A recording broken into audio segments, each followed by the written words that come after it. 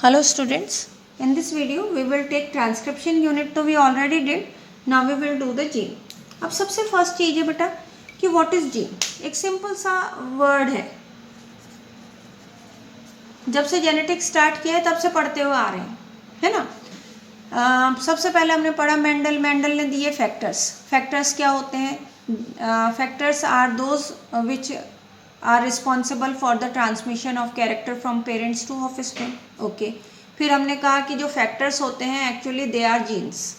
तो genes are responsible for passing the character from parents to offspring. हम एक simply definition दे दें, है ना, जेनेटिक लेवल पर. लेकिन मॉलिक्यूलर लेवल पर, अगर हम मॉलिक्यूलर लेवल पर कि वो किस मॉलिक्यूल का बना हुआ है, मॉलिक्यूलर लेवल पर जीन की डेफिनेशन लें तो जीन की डेफिनेशन क्या है? तो एक सिंपल जीन की डेफिनेशन मैं लेती हूँ कि gene is the functional unit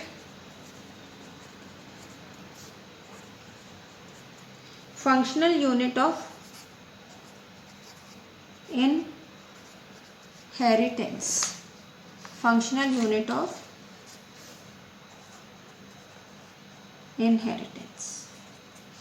inheritance यानी इनहेरिट होने की फंक्शनल यूनिट होती है कौन बेटा? Gene. Okay, now the another word. अब जीन को हम ये कह दें, अब इसके लिए तो जीन्स कहाँ प्रेजेंट है? तो बेटा genes are present on the DNA. इसके पीछे तो कोई अनएम्बिगसनेस है ही नहीं. अनएम्बिगस मतलब कि ये तो 100% श्योर है कि जीन्स कहाँ प्रेजेंट होते हैं? डीएनए पर प्रेजेंट होते हैं.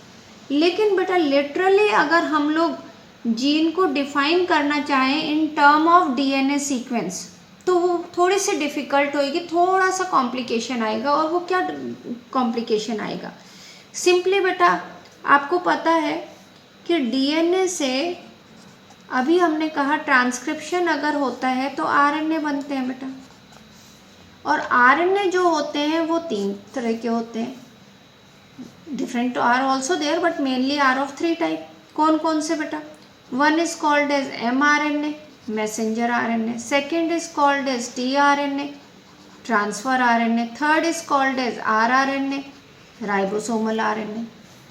mRNA जो होता है वो उनके अंदर कोड्स प्रेजेंट होते हैं, यानी कि what type of the protein has to be formed, कौन कौन से अमीनो एसिड अटैच होने हैं, वो कोडिंग सीक्वेंस प्रेजेंट होते हैं.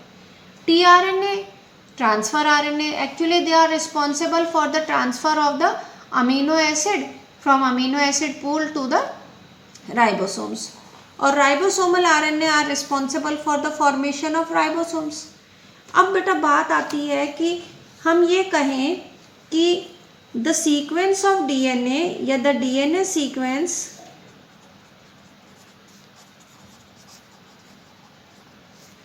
which is coding for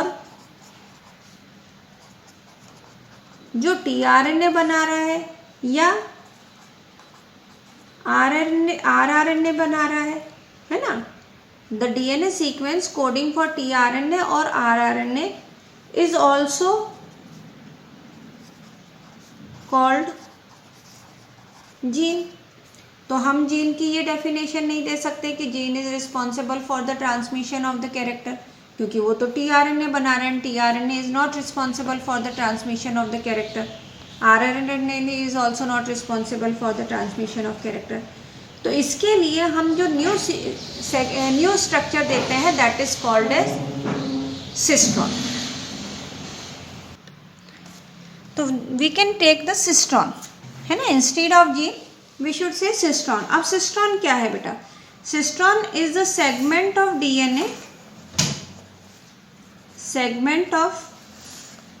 DNA, coding for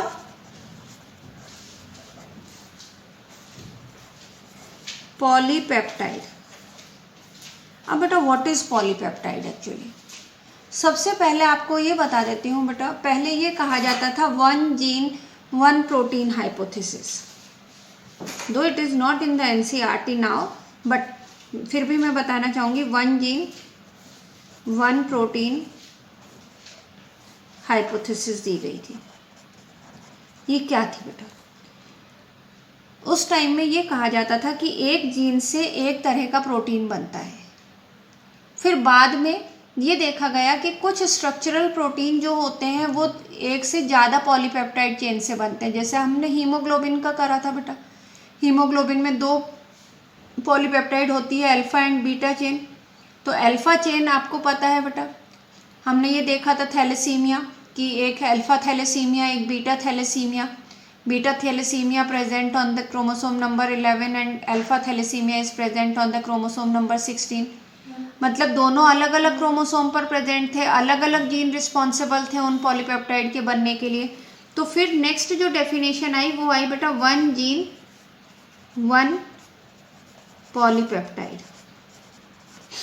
अब फिर जीन वर्ड तो मैंने पहले ही बताया था कि जीन तो हम ये कह सकते हैं कि फंक्शनल यूनिट ऑफ इनहेरिटेंस है, but the DNA sequence which code for tRNA और the rRNA is also called as gene. तो हम जीन वर्ड नहीं यूज़ करके हम क्या वर्ड यूज़ करेंगे बेटा? सिस्टोन। तो सिस्टोन वो डीएनए का सेगमेंट होगा जो कोड करता है किसके लिए? एक पॉलीपेप्टाइड के लिए। तो that is called as cistron. Okay, अब बेटा जो स्ट्रक्चरल जीन्स होते हैं, है ना, जिनसे पॉलीपेप्टाइड बनता है, तो the structural gene are of 2 type. It can be monocistronic और इट कैन बी, यहाँ नहीं बनाकर मैं यहाँ बनाऊँ, पॉलीसिस्ट्रॉनिक। ये मोनोसिस्ट्रॉनिक भी हो सकता है बेटा और पॉलीसिस्ट्रॉनिक भी हो सकता है। मोनो मतलब हुआ सिंगल, सिस्ट्रॉन मतलब कि the segment of DNA code for polypeptide. तो यानी कि वो सेगमेंट ऑफ डीएनए जो कोड करता है किसके लिए? सिंगल पॉलीपेप्टाइड के लिए, that is called as monocistronic. तो मोनोसिस्ट्रॉनिक क्या हुआ बेटा? That code for single polypeptide, it code for single polypeptide. ये कैरेक्टरिस्टिक फीचर होता है बेटा यूकैरियोट का। ये चीज आप अपने दिमाग में रखना। Monocistronic gene is present in eukaryote. एक सेगमेंट ऑफ डीएनए से एक ही पॉलीपेप्टाइड बनेगा। पॉली मतलब मैनी, सिस्ट्रॉनिक मतलब the segment of DNA which code for polypeptide. तो जब एक segment of DNA code for many polypeptide, तो व्हेन सिंगल और one segment of DNA code for many polypeptide,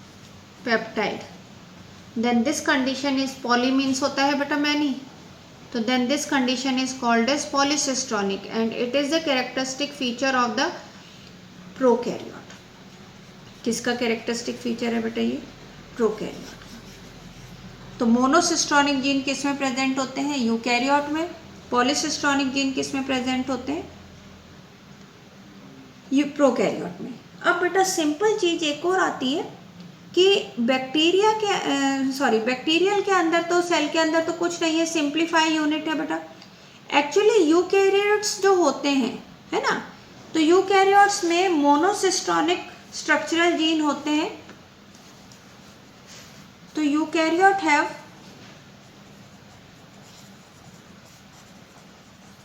पहला monocistronic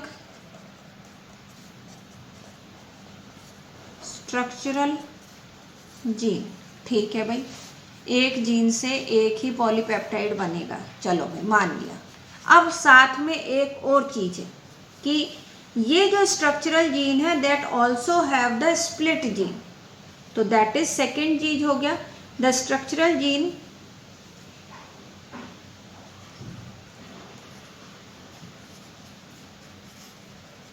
is having split gene, यानी इनके अंदर कौन से जीन का अरेंजमेंट होता है, स्प्लिट जीन का अरेंजमेंट होता है।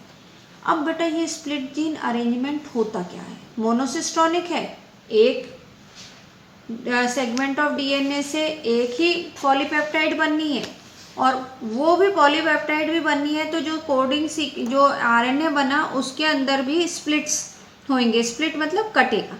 तो एक्चुअली जो हम कहें कि कोडिंग सीक्वेंस होता है, या सिंपली हम कहें कि जैसे सपोज ये एक आरएनए है, अब मैं इस आरएनए को कहूँगी एचएनआरएनए। एचएनआरएनए का फुल फॉर्म है हेट्रो न्यूक्लियर आरएनए।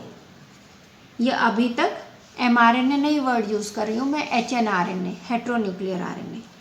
ये आरएनए बेटा डीएनए सिस्ट्रॉन से बना है, बन गया, ठीक है। अब इस आरएनए सेगमेंट पर ये मैं कहूँ यहाँ पे 5 एंड प्राइम है और ये 3 प्राइम है। अब इस एचएनआरएनए की कंप्लीट जो नाइट्रोजनस बेसिस में कोडोन प्रेजेंट है, they do not code for amino acid, सारे के सारे कोड नहीं करेंगे अमीनो एसिड में, तो इसमें छोटे छोटे सेगमेंट्स, ऑल्टरनेटिवली सेगमेंट प्रेजेंट होते हैं इस तरह से। एक सेगमेंट एक्सॉन कहलाता है, दूसरा इंट्रॉन, फिर एक्सॉन, इंट्रॉन, एक्सॉन, इंट्रॉन, यानी the exons and introns are alternatively arrange, alternatively arrange होते हैं बेटा।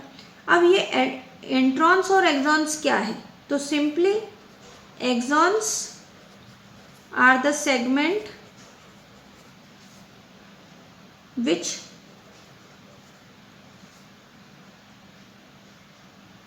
code or which can express, जो अपने आप को एक्सप्रेस करेगा, यानी जिससे अमीनो एसिड, जिसको टीआरएनए रीड कर सकता है और उसके अकॉर्डिंग अमीनो एसिड लेके आ सकता है, that is called as exons. तो एक्सॉन्स क्या हो गए बेटा, exons are the sequence which can express, या मैं कहूँ कि एक्सॉन्स आर कोडिंग सीक्वेंस।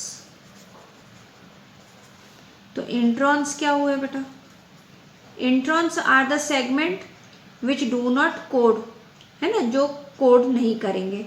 तो हम ये कह सकते हैं इंट्रॉन्स जो होता है that do not code for anything. We can say introns are the sequence, are the intervening. Intervening का मतलब होता है जो बीच बीच में इंटरवीन करते हैं, यानी डिस्टर्बेंस कॉज करते हैं। तो are the intervening sequence which do not appear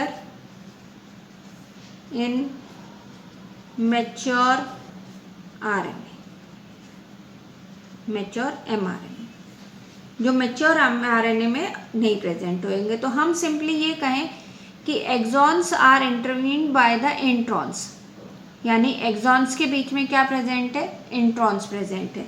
तो this type of arrangement when the introns are the intervening sequence are present in between the axon, this arrangement is called as split gene arrangement.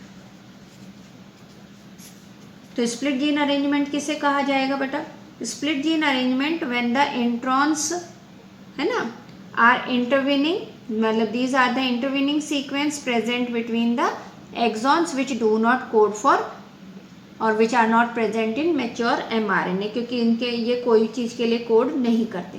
तो सबसे पहले चीज़ है कि जब ये code ही नहीं करना है तो ये फिर सिस्ट्रॉन में क्यों प्रेजेंट है ना, यानी स्प्लिट जीन अरेंजमेंट हम लोगों के अंदर क्यों प्रेजेंट है बेटा, जब इसका तो कोड ही नहीं, इसको तो निकालना ही है। तो सिंपली ये क्या शो करता है बेटा कि जो स्प्लिट जीन अरेंजमेंट है ये शो करता है दैट इज, अब अगर पहली चीज़ हम लोग ये ले लेते हैं कि स्प्लिट जीन अरेंजमेंट आपके सिस्ट्रॉन की या जीन की डेफिनेशन को फर्दर कॉम्प्लिकेट कर देता है। क्यों कॉम्प्लिकेट कर देता है, हम कहते हैं जीन या is the segment of DNA which is responsible for the polypeptide. अब वो डीएनए का सेगमेंट जो पॉलीपेप्टाइड बना रहा है वो भी एक पॉलीपेप्टाइड बना रहा है। पूरा का पूरा सेगमेंट पॉलीपेप्टाइड नहीं बना रहा है, क्योंकि उस सेगमेंट से जो आरएनए बन रहे हैं उनके बीच बीच में नॉन कोडिंग सीक्वेंसेस भी प्रेजेंट है जिनको हमें हटाना है। तो स्प्लिट जीन अरेंजमेंट इसको फर्दर क्या कर देता है, डेफिनेशन को कॉम्प्लिकेट कर देता है। इसके अलावा स्ट्रक्चरल जीन किससे भी अफेक्ट रहता है बेटा, structural gene is also affected by the position of the promoter as well as the terminator. अब जो टर्मिनेटर होता है बेटा, promoter and the regulator sequence, तो कई बार जो रेगुलेटर सीक्वेंस होता है उसको भी हम वर्ड यूज कर देते हैं रेगुलेटरी जीन। क्या कह देते हैं बेटा, रेगुलेटरी जीन। तो रेगुलेटरी जीन भी एक तरह से जीन की डेफिनेशन आ गई, और ये does not code for any protein और द अमीनो एसिड। तो सिंपली हाँ, जीन की डेफिनेशन इज क्वाइट कॉम्प्लिकेटेड। अब सिंपली चीज आती है बेटा कि यहाँ पे जो स्प्लिट जीन अरेंजमेंट है, या हम कह रहे हैं exon intron exon intron exon, ये क्या